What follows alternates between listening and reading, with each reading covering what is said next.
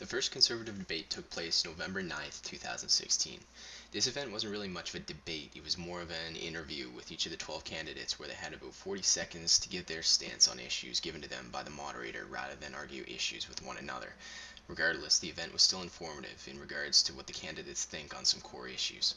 There are four major categories in the debate: economy, trade, immigration, and environment, with some extra questions being asked afterward.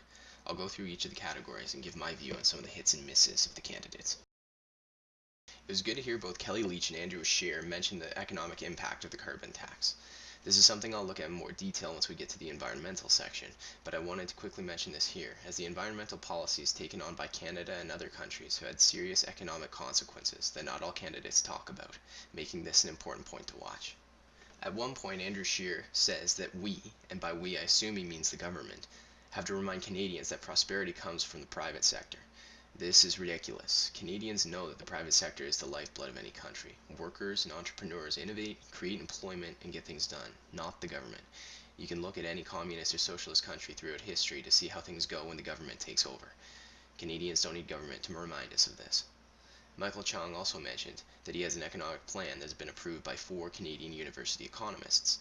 While this sounds good in theory, it doesn't really mean all that much. What really matters is what the economic plan is and who the economists were that endorsed it. Stephen Blaney points this out around 2630, stating that some of the economists also supported bad liberal policy. It was good that many candidates brought up the fact that there are interprovincial trade and employment barriers that are making trade between provinces more expensive, as well as keeping people from taking their skills to the provinces that need them the most. Changes to these laws and regulations could help the economy if replaced with proper free trade law, as they could potentially raise employment for Canadians as well as opening up markets to new products that we previously did not have access to. On the other hand, there were a number of bad things that came up in this section.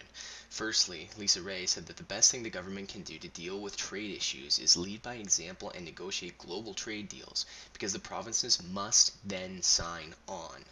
This is certainly not what I would expect to hear from a conservative. The federal government should be following the will of the people, not leading by example and forcing the provinces and by extension the people of the country to do what the leaders feel is best.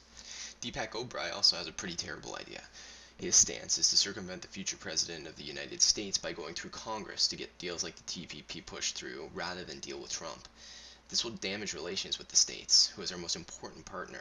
At a time when our economy is so frail and Trump is looking to cut costs, including those coming from Canada, the last thing we should be doing is alienating the Americans with our trade policies.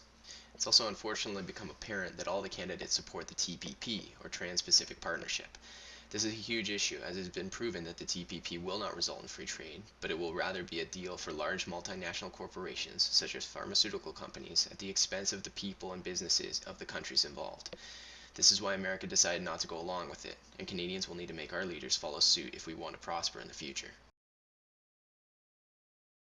Deepak Oberoi did well to mention that Sharia law, or the law of Islam, is a major issue with immigration, stating that it is not compatible with Western values. This is something that has been taboo in mainstream media and politics since the issues with terrorism began, but it has been proven time and time again that Islam is not tolerant of ways of life outside of its tenets, and deals with its problems through violence. This needs to be focused on if we want to make our country safer. My major issue with this section was with the question itself, specifically the part where it asked how many immigrants we must bring into this country to do our part on the international stage. The fact of the matter is there is no proper number.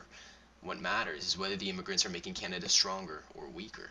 If Canada is becoming a less efficient, more dangerous place for people to live, then we're not only doing ourselves and our future generations a great disservice, but harming our ability to do good things internationally, as the country is now no longer safe for new migrants either. Deepak made a bit of a good point here by saying that Canada is only emitting 1.6% of the total carbon emissions in the world. This is important as it shows the foolishness of making our country less competitive through the use of carbon taxes and cap and trade regulation, while America is emitting around 15% and China almost 30% of total emissions. This is a smaller part of a bigger issue though. While most of the candidates say they are against carbon taxes, Brad Trost was the only one to really nail the core issue and take a stand against carbon emissions itself. He says he plans on ending the war on gas, coal, and oil because man-made climate change is more of a political issue than a science issue. While I would have liked to have seen him go further with this, it was great to hear at least one of the candidates really speak the truth about the failed carbon emission argument and say they would bring more competitive energy sources back into Canada. We have lost so much money and employment over the last number of years due to the constant pressure on Canada to lower carbon emissions while other countries don't do anything or reduce theirs very little, all the while not really knowing if carbon emissions really affect the environment as much as we were told. This has forced businesses to move south or overseas, and we need those jobs and wealth they generate back. Many of the candidates still buy into the carbon emission myth, while others really don't say much on the subject. This issue has been negatively affecting Canada as well as the US and shipping jobs out of the West, lowering our standard of living and costing us countless jobs. Canadians have to make sure that they force the candidates to focus on this issue, especially since Trump will be getting rid of the carbon tax and other regulations, which will cause Canada to lose more opportunities if we continue down this path of making it more expensive to operate here for a cause that science is continually disproving. And Andrew Scheer said that he believes that Canada should be using its tax money to help places like Asia deal with their carbon emissions. This is ridiculous. Rather than using the money to improve life in Canada, he would rather send it to other countries that provide us nothing in return. Something like this will only make everyone poorer, as Canadians will have even less money to keep the economy running, and these countries will use that money to make themselves even more competitive versus Canada and other countries, causing us to lose more industry and make the global marketplace less efficient overall. And that's it for my coverage of the first debate. I'll be covering the second debate in the coming weeks as well as posting some quick stories when I can. Take care.